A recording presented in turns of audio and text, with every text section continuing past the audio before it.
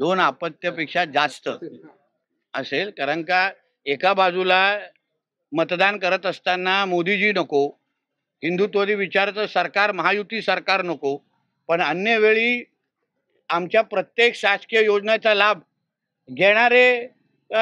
मुसलमान समाजाचे कुटुंबीय असतात. मग तुम्हाला अगर तुमचा धर्मच महत्वाचा असेल, मग तुम्ही लाभ कशाला घेता?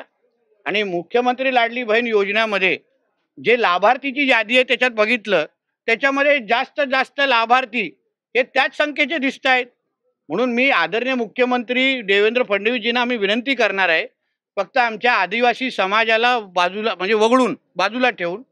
अन्य ज्यांना 2 पेक्षा जास्त अपत्य असतील त्यांना त्या योजनेमधून वगळावं, मुख्यमंत्री लाडली बहीण योजनेत, जेणेकरून जास्तीत जास्त हिंदू समाज आणि त्याचबरोबर जे सरकारला मतदान करतात, मोदीजींच्या नेतृत्वावर विश्वास ठेवतात, महायुती आणि आमच्या देवेंद्रजींच्या विचारावर विश्वास ठेवतात, त्यांनाच आमच्या योजनेचा लाभ भेट